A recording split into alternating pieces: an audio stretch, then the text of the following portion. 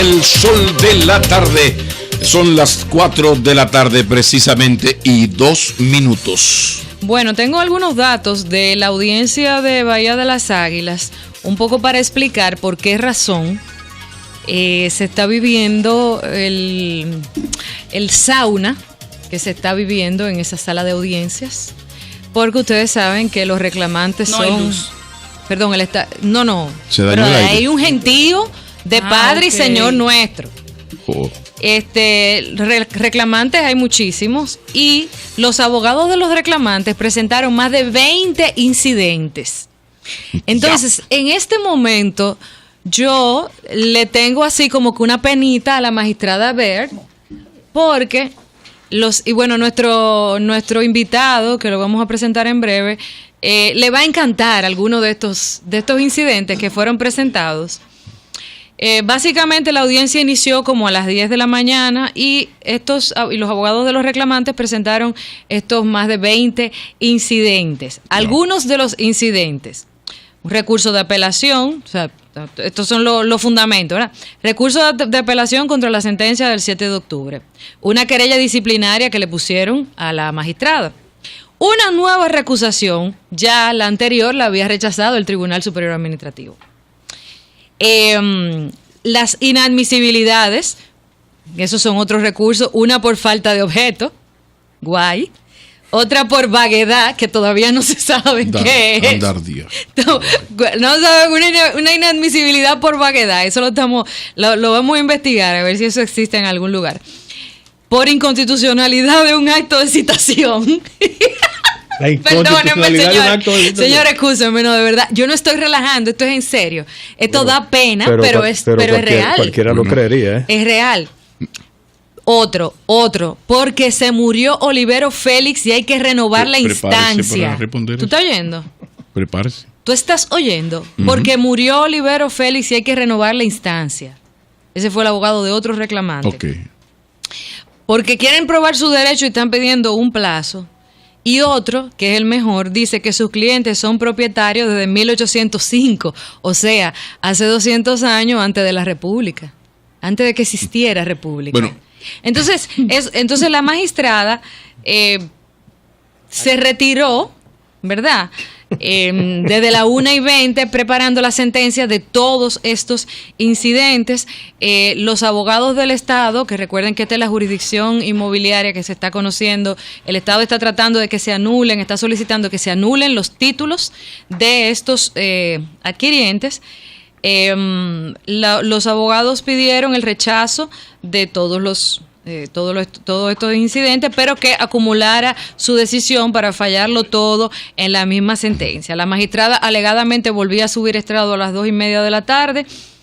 Luego la secretaria salió y dijo que sería a las 3, y es ahora mismo cuando acaba de subir la magistrada para leer su sentencia en relación a todos estos incidentes. Bueno, en verdad lo habíamos invitado y lo hemos invitado y vamos a hablar con él, que es un experto en derecho constitucional, sobre el proyecto de ley de naturalización que ha enviado el presidente Medina al Congreso Nacional. Pero después de esto, que es que da ganas entre risas y llanto por lo que está ocurriendo en todo este proceso, vamos a sacarle el jugo a nuestro invitado y preguntarle al doctor Olivo Rodríguez Huertas, antes de entrar en nuestro tema, ¿qué le parece desde el punto de vista del derecho formal, de cómo deben ser las cosas y el Código Procesal Penal y otros versos, estas cuestiones? Buenas tardes, bienvenido. Mucha alegría. Doctor, ¿usted conoce? Estar por vez primera aquí en este programa El Sol de la Tarde. ¿Usted conoce un incidente de inadmisibilidad por vaguedad? Yo no había oído eso. No deja de explique ser qué es eso. Lo primero, y explique qué es eso. Bueno, en derecho, algo vago es algo sin ningún sustento, ¿no?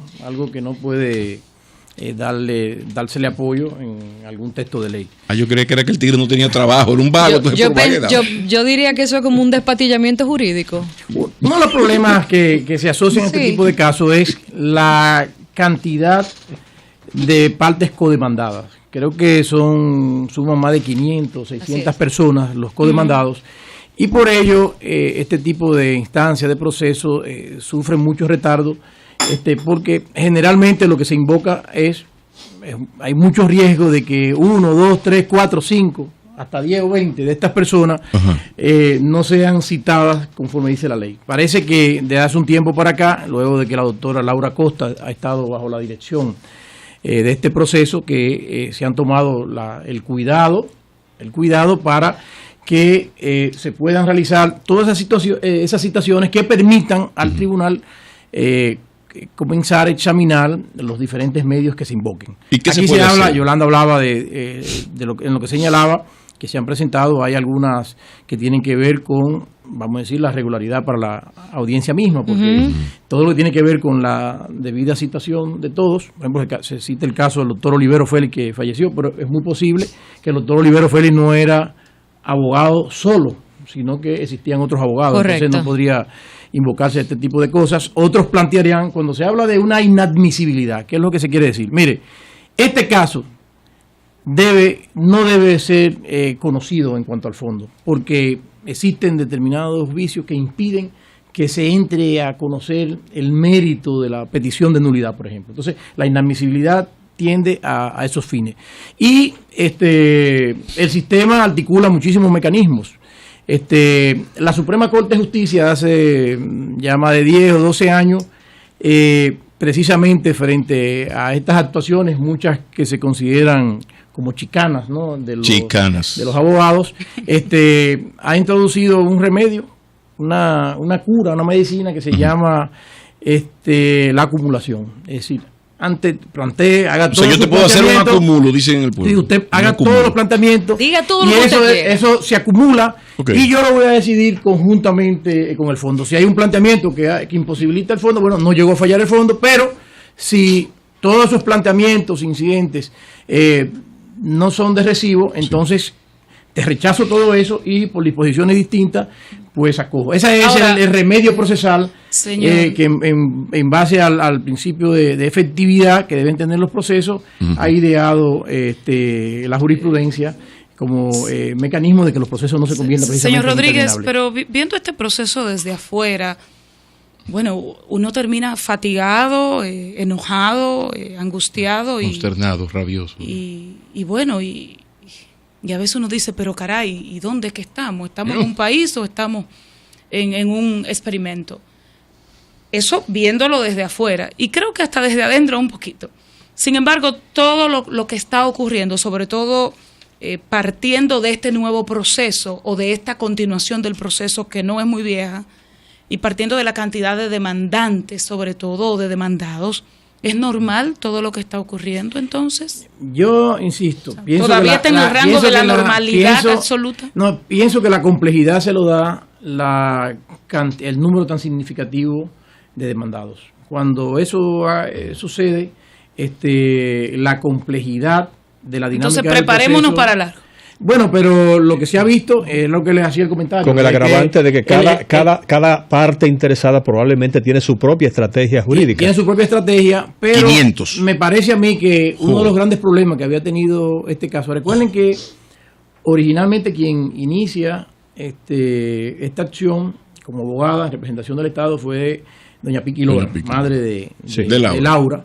Y luego hubo una especie de vacío. Recuerden cuántas cosas han pasado al final del gobierno de mi buen amigo el expresidente Mejía, el procurador Víctor Céspedes, ¿no? Se anunció una especie de retiro de la demanda. Eso fue impugnado luego en el año 2004, cuando precisamente Francisco Domínguez Brito fue Procurador General de la República por vez primera. Es decir, han habido una serie de circunstancias en las que, como característica principal, se había conjugado el hecho de que no había una presencia, vamos a denominar, no quiero ofender a nadie, una presencia seria en la representación del caso por parte del Estado. Y eso creo que es lo que se ha logrado a partir de la incorporación de Laura Acosta, que es realmente una doliente, hija de doña Piqui Lora, que fue la iniciadora de esta acción. Para terminar el tema, Martín. No, ya para pasar de plano a la naturalización. Sí. Hay personas que afirman, algunos juristas han opinado, que el artículo 2 de la ley de naturalización es violatoria de la Constitución, porque la Constitución establece taxativamente las 4 formas bajo las cuales se adquiere la nacionalidad dominicana. Entonces, de acuerdo a estas opiniones, dicen que la propuesta que está en el artículo 2, al utilizar el término acreditar al grupo de personas inscritas en el registro civil irregularmente, acreditarlas como dominicanas, no cuentan con un sustento, con un apoyo constitucional, que un texto legal no puede decir que se le acredita a estas personas, sino que solamente podrían lograrlo, en este caso, mediante un proceso de naturalización. Bueno, yo respeto el criterio. Perdón. Y Manuel Núñez, ya supimos que notificaron por acto de alguacil al Senado de la República. Bueno, sí, es interesante que todo el que entienda deba la democracia. Debe ejercer los mecanismos del lugar. Yo disiento de los colegas que han estado sosteniendo esta posición en el sentido de considerar que este texto capital de la propuesta del presidente Medina es contraria a la Constitución o a la sentencia del Tribunal Constitucional. ¿Y por qué lo digo? Es que tenemos que aprender que las cosas tienen que ser vistas en su contexto. La Constitución es un instrumento normativo conformado por muchas disposiciones, por muchas reglas, por muchos principios. No se puede ver y analizar la Constitución de manera separada. Es decir, vemos un articulito aquí y ver ese artículo al margen de lo que es el gran principio de unidad de la Constitución, y del cual se deriva otro que es el llamado principio de concordancia práctica. Es decir, no se puede ver en las distintas disposiciones de la Constitución una que excluya a otra, sino que la única interpretación posible es aquella que permita la armonía, que permita la convivencia de todas y cada una de las disposiciones que figuran en el texto constitucional. ¿Por qué hago este señalamiento?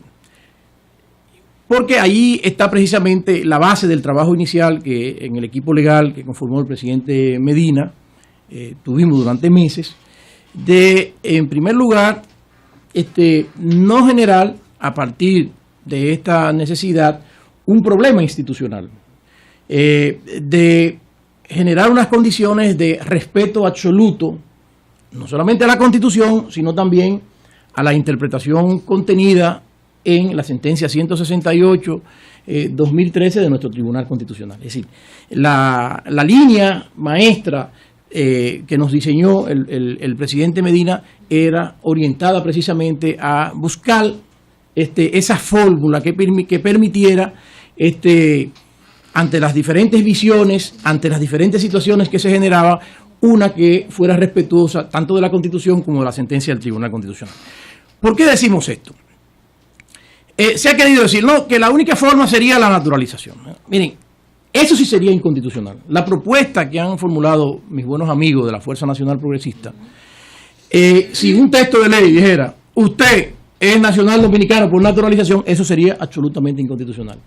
Yolanda, que es una gran jurista de mucho tiempo, a pesar de que buena persona, ella es mucho más joven que yo, pero ha sido una abogada ducha, tenemos mucho tiempo conociéndonos en estas lides, sabe que la naturalización es un procedimiento que permite a un extranjero que reside en un estado distinto del que es su nacionalidad de origen, bueno, solicitarle a el Ejecutivo o a la autoridad pública competente de ese estado que le otorgue el beneficio de la naturalización, que siempre, por ser un acto de soberanía, es incluso facultativo.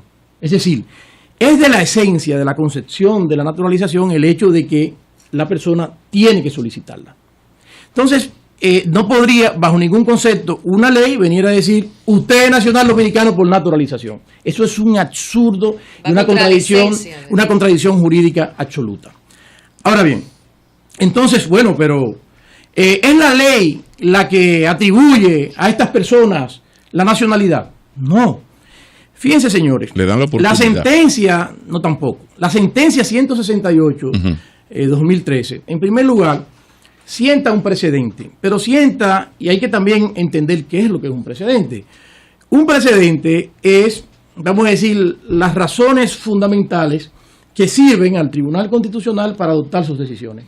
Es decir, no es toda la sentencia que es un precedente. Lo que se llama el precedente, que es una novedad en la Constitución del año 2010, a nivel de textos constitucionales, ya lo habíamos tenido por la incorporación pretoriana de la Suprema Corte de Justicia del año 2003 a propósito de la resolución que anticipaba medidas anticipadas al Código Procesal Penal. Es una figura que adiciona al sistema jurídico nuestro, que también el Tribunal Constitucional crea una norma a través de su precedente con motivo de sus casos.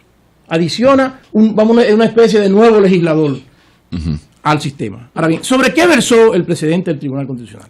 El presidente del Tribunal Constitucional versó exclusivamente sobre el artículo 18.3 de la Constitución, el concepto, la asimilación de la ilegalidad con el concepto de tránsito. Si esta ley, queridos amigos, hubiese señalado, no, el ilegal no puede ser considerado de tránsito, entonces estábamos entrando en el núcleo duro de lo que es el precedente del Tribunal Constitucional, el fundamento del Tribunal Constitucional, y en consecuencia, sin duda alguna, esto fuera implanteable. Es decir, nosotros no nos hubiésemos aventurado, todo un equipo a la cabeza del cual estuvo el doctor César Pina Toribio, a hacerle un planteamiento, una recomendación al presidente de la República, cuando la línea del presidente Medina había sido claro: necesario respeto a la institucionalidad del Tribunal Constitucional y búsqueda dentro de la Constitución, sin tocarle ese precedente, una búsqueda humanitaria, justa, ajustada a los principios y valores constitucionales. Estamos hablando con el doctor Olivo Rodríguez Huertas, experto en Derecho Constitucional y en el tema del proyecto de ley de naturalización. Hay una pausa, Mauri, ponte en la cosa, que Luis José Chávez tiene preguntas para el doctor después de la pausa.